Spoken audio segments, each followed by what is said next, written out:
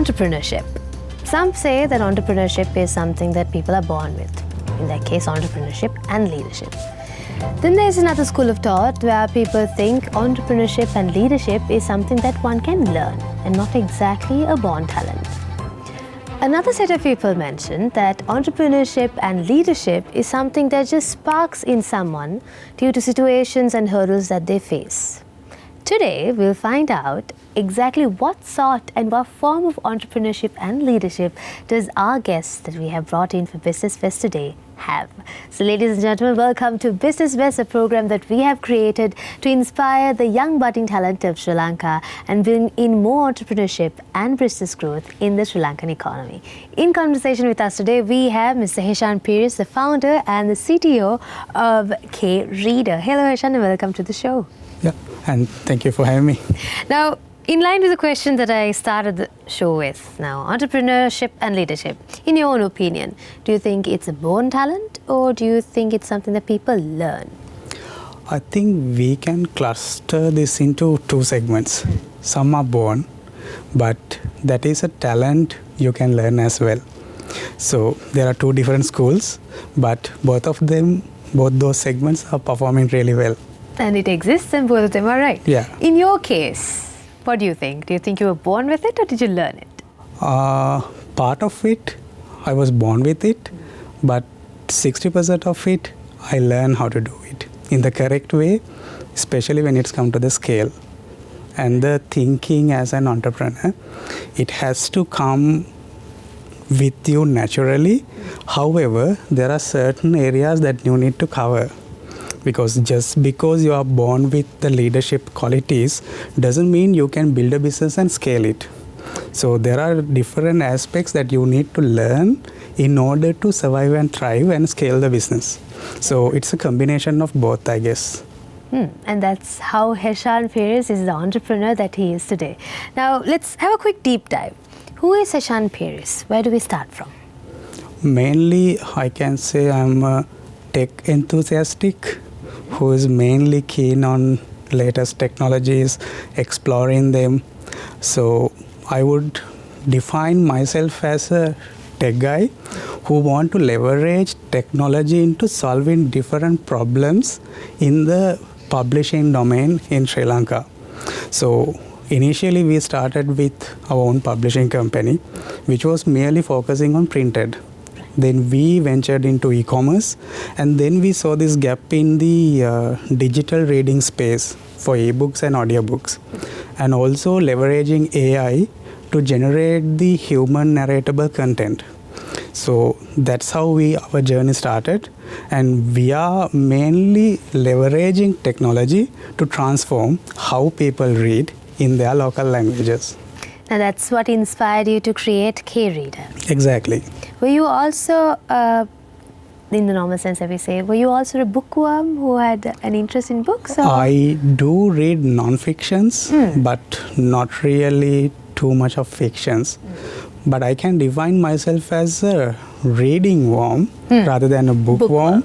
I read a lot, but those are mainly on the tech domain and the entrepreneurship domain and not really the fictional genres. Things, but you read at the end of the day. Now, Kreader, you mentioned that it is a sort of a platform or a device at some points where you have the reading experience. You can have it in your local languages. So you have the Sinhala and also the Tamil option that is available in Kreader. Now there has to be some sort of a thought process that you would have had to be like, I'm going to create a product or rather a service that is sort of providing a localized touch to a reading platform. Where did that start from? Mainly it is because, as you may all know, over 77% of the world population is living in South Asia and the Asian continent and in Africa. And majority of these readers and the learners as well are reading and learning in their local languages. And most of them don't have the correct exposure into the English or other main global languages. So we saw this trend and the barriers for them to read and learn and uplift and empower themselves. So that was the main thought process we thought that there's a market void out there globally for local language reading context. Moreover, there are 296 million people worldwide with print disabilities. That is due to either a visual impairment or a hearing impairment or any physical disability where they can actually hold a book in their hands. And out of that 296 million, 90% of them are living in developing countries who are actually reading in their local languages. So we are not just creating a business, but we are empowering people to learn and uplift themselves. So that was the thought process, building a business where we can empower millions of lives in Asia and Africa. And that's how Kreader came to be. Yeah. Let's start from the beginning of Kreader. Now, you initially mentioned that you started with normal publishing of print media that then transformed into a digital platform. When did the business start and how has the journey been so far? So initially, one of our co-founders is Kanchana, and she's a writer. So we wanted to publish her book. And then we explored with different publishers and we understood that it is a process that would take a little bit of time, but we were in a hurry to get this publication out. So we thought of why not do it ourselves, and we form a sole proprietorship publishing company back then, and we launched this book. And luckily, we went into the market, we introduced this book because it's an educational book, to the different teachers. And luckily, like most of the international schools are now using that book within their curriculum. And it went really well. And then we thought of like, why don't we publish the books written by the other writers? And then we invited few writers to write for us. And then luckily, the very first book we published with an outside writer, we got an award. So with that, we were really inspired. By 2017, we understood that people are find it very difficult to locate the books that they need. Even you go to a bookshop, sometimes you might not find the title, that exact title that you are looking for. And you might end up going to multiple bookshops, but yet go home empty-handed because you couldn't find it. So we want to disrupt this market, and we built K-Books, which is our first business, where we list the publications from all the publishers in Sri Lanka, and we sell them with an e-commerce platform. So far, like we have like almost 100,000 users in our platform, and within 7 years we have ventured into 2 retail outlets. And so with that experience with working with writers, publishing industry, and understanding the dynamics of the Sri Lankan publishing industry, we thought like this should be the next step, like digitally disrupting the industry and giving unlimited access to readers in their local language content. So is it that we will come across translations? So how does the local language aspect work? Basically, local language definition would be something written by a Sri Lankan writer. Either it would be in Tamil or it would be in Sinhalese. And also any book that has been translated into either into Sinhalese or Tamil. So since Sri Lanka is our test market, we are sticking into those 2 languages at the moment. I think that's quite amazing because oftentimes digital platforms, digital books in English is quite accessible. Like even if you go to different websites, you can easily download them. Even if you go to Amazon, you can quickly download them. But having Tamil or Sinhala books like that on a digital platform is quite rare. And I think you have come up with a business model along with your peers to like sort of, like you mentioned, disrupt that market, and then you do see a lot of users getting locked in as well. But this success story would have had a bit of hardships, right? Given the fact that we had COVID-19, we had the Easter attack, we now have the economic turmoil that was previously there. How did you as an entrepreneur and how did your business stay afloat during these times? Yeah, mainly I can segment this into 2 eras. One is the COVID-19 period, and the second era would be the economic crisis. So COVID-19 period, I would say, was the golden era for us because people were at home and the conventional supply chains were disrupted. So they never had any ways to buy the books. So basically, literally, we worked with like full capacity from 6 a.m. to 12 p.m. Wow. just to fulfill the COVID-19 orders. So I would define like we prepared early to do this e-commerce disruption, where we leveraged that to the fullest during the COVID-19 period. So where we actually generate most of our revenue historically within that specific period. This was the phenomena globally as well for all the e-commerce players. And then came the economic crisis era, and there we saw a drastic increment in the book prices. So like a 200-page book used to cost around 400 rupees earlier. But after the economic crisis, it was like 1,500 just to buy a single book. Yeah. And then we realized that there's a slight drop in the sales, and we thought of like reach out to the customers and ask them what are the differences between their buying patterns and why the basket size is getting reduced. So since all of the necessities are also gone up, they had like bare minimum amount to allocate for reading. That's why we thought of like give them the affordable access with the digital platform, so they can read unlimitedly for a fixed monthly fee. So we would still keep the readers engaged and reading while giving them this option to digital affordability. And of course, that entails the added benefit of having it in their local tongues as well, because it's something, like I mentioned, is quite rare. So this barrier we actually converted into an opportunity where we can disrupt the market. And you're successfully reaping the benefits right now. Exactly. All right, so there's a lot more to discuss with you, Heshan, of course, with regards to your journey as an entrepreneur, and of course, what entails further into Kreader, because Kreader is a platform, a digital platform, and of course a device that has used a lot of technology, including interactive AI and such, and there's much to discuss about that. But we'll be going for a very short break. We'll be back. This is Business Best.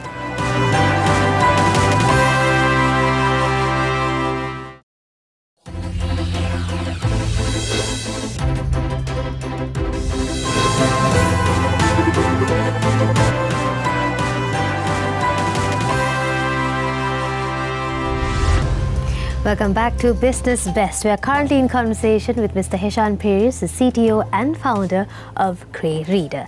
Now, before the break, we were talking about what Kreader is and what your journey so far has been like as an entrepreneur and, of course, as a CTO of Kreader. Now, Kreader is, of course, a tech-based service which, of course, enables a lot of users to read through audiobooks or even as a normal device from their local language, and that is the brilliance of it. Now, Kreader, of course, brings in a bit of high-tech, the way that laymen would see it, a bit of high-tech, a bit of AI. Can we talk about that? Yeah, so let me walk you through why we build our AI model in the first case. So we wanted to have both ebooks and audiobooks in a single platform. But by the time when we do the human narrations, we realize that the cost for human narration is too high, because there's a studio cost, there's a production cost, and there's a narrator cost, and the time. Yeah. And the amount of audiobooks that we can produce within a time frame is like fairly limited. And we were focusing on the scale, how exactly we can get the audio version out for every ebook that we are putting into the platform. So with that, we thought of why not disrupt this with the AI technology, because we have seen many like latest AI technologies are getting entered into the market, especially in the voice models. So there are plenty of voice models now we can leverage and like customize into any local language. So we actually use a base model, and we build the model for Sinhala language, where we can convert text into 98% human-like audio. So for an instance, we call this speech synthesis and voice cloning technology. So we can clone your voice with a 3 minutes audio clip, where we give you the exact term to narrate, and then our model can mimic your voice and do a narration for an audiobook. So likewise, we want to leverage and increase this technology. For an instance, say a parent or a mother might not be with the child because she is busy, but she can do a quick narration and train our model with her voice and get our application to narrate the book in her voice to the child. So we are not only leveraging technology, but we are building these emotional connections with the people, with their busy lifestyles. We are giving this opportunity. So it's not just about having an audiobook with you. You can actually customize the voice that's narrating it to you. Now, if there is an author out there who would like to reach out to you, maybe have their either Sinhala or the Tamil book joined with your platform, how would they go about doing it? So basically, we have digital publishing agreements with the writers where we get the digital copyrights to publish their creations within our platform. We are mainly believing on creating this creator economy. So we are passing 60% revenue share out of the sales to the writers. So we are not just doing a business, but we are empowering these content creators who are the writers for our platform to get a livelihood and a fixed income. So we are inviting any writer who wants to partner with us, reach out to us by writing to us through ebooks@kreader.lk, and we will be more than happy to collaborate with any writer who wish to partner with us. Now, of course, to build a bit of more confidence for the writers that are quite keen on joining your team at Kreader, they have, of course, won a lot of awards and have received a bunch of recognition. Can we please mention a couple that you have received? Yeah, though, the first one I would say this year with the Slascom Awards, we won the Best Startup in Sri Lanka First Runner-Up Award. So that is the best national recognition so far we have received. And also we were a part of Spiralation Tech Startup Program, John Keel's X. And also more importantly, the main global recognition that we received, there's a program by the Stanford University for the South Asian region startups. And with that program, we had a pitch competition, and out of 136 Indian, Pakistan and Bangladeshi startups, we were among the top 5 startups to be listed there, and so far we are the one and only Sri Lankan startup to be listed among the top 5 for our AI model. Quite a proud moment for the Sri Lankan business community and of course for the startup community as well. Now, having a lot of motivation and a lot of a bright future for the company, what sort of plans do you have as the CTO and of course the founder of Kreader? How do you see, what sort of an aspect do you pursue for the company in say the next 5 to 10 years? Yeah, mainly we want to build more with the AI technologies. We want to scale our AI models where we can actually work with any other local languages in the region. For an instance, we need to go and disrupt the Tamil readers market, Nepali, Bangladeshi. So probably our focus would be highly on this each of language adaptation into our platform and building a global brand starting from Sri Lanka. Every code is done in Sri Lankan, but going global. So that would be our long-term vision. As a Sri Lankan company, the way the Kindle has disrupted the global major language markets, we want to disrupt the local language markets in both Asia and I think Africa. You had a very beautiful tagline for this. I would want you to say that to our audience as well. You had a tagline. Yeah, it's mainly for our hardware device because recently at the Colombo International Book Fair, we launched our prototype for the Kindle-like reading device. So we had the tagline, America has Kindle, but we have Kreader. So it's the same technology, same partners that we are working with, but all the software technologies are built in Sri Lanka. It is localized and of course made for your benefit in whatever the language that you prefer. Now, I have the $1 million question that I of course love to ask a lot of our entrepreneurs that sit right where you are. Sri Lanka is a country that has a lot of resources. We do have different sorts of businesses that are booming, many markets that might seem untapped. Now, it's not that you as an individual do not have the idea to start something new, but maybe you do not have the push, the motivation, the right person to talk you into starting something. Now, having a person like you, Heshan, in this seat, I feel like you have conquered your passion. You have figured out the niche that is in the market. And not only are you making a business successful, you're also bringing in a very valuable service to all Sri Lankans. So as a person of that demeanor, what sort of advice would you have for the youth of Sri Lanka or to anyone who is keen on starting a business? First thing, personally, I believe like we need a lot more startups in the Sri Lankan context, 5,000, 10,000 of them. So I'm inviting everyone to start a business. That would be the first approach. But the second approach would be when you start the business, you have this idea and you think that that's like the best idea that you have. But do the validation, talk to your customers. That's why I said that now we launched Kreader into the book fair and we talked to 1,000 people. And I personally was there for 10 days, talking to people, getting their feedback and understanding what they really need. It's not just a product that we want to put into the market, it's about the product that our customers need. We need to put into the market. So think of that, and also from the very first stage, think of the scalability. How you start with your test market and how you adopt the customers in mass scale and how you go out of our country. Because we need more brands that can go into the global stage where we can truly convert our country into a developed nation. I think it's an added benefit if you can bring your product or service in a sense that it does a service to the country as well. And like you mentioned, you make it local and you go global. Now, the final question that I have, entrepreneurs are not just backed up by success stories.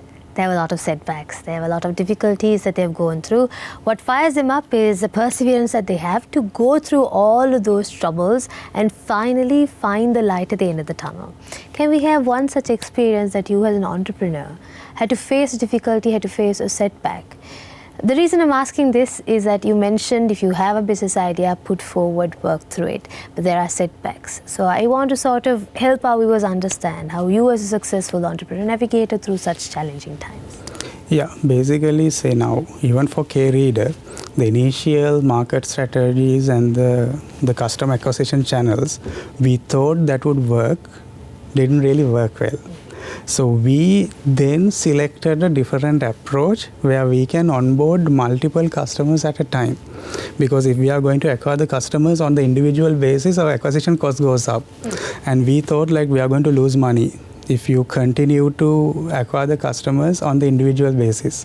So we used a different approach. We collaborated with telecommunication partners, SLT Mobitel, Dialog, and universities, so that we can get like a bulk of customers in one instance, and we expand our user base more easily while keeping our costs as minimum as possible.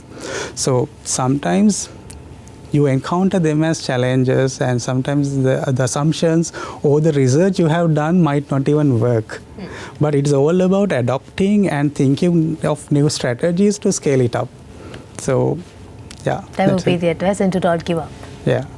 All right. Thank you so much, Heshan, for joining in on the show. I think the way that you have approached the niche market and how you have constantly been thinking about the fact that we need to make something local and take it global is quite inspirational to all of us. And I hope all of our viewers would have been empowered by your talking points today and sort of resonated with your story of how you became an entrepreneur. So thank you so much once again.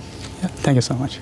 So we were in conversation with Mr. Heshan Peiris, the founder and the CTO of Kreader. Now, if you have one such idea, just like Heshan just did, take the first step, make it happen, and you just might find yourself being successful. Now, if you want to watch a couple of more episodes in the sense of how we have spoken to more inspirational entrepreneurs over the course of our show, you can of course go into www.youtube.com/Derana English and catch up all of our episodes of Business Best. And we'll see you next time with another inspirational conversation with one such great leader. We'll see you next time.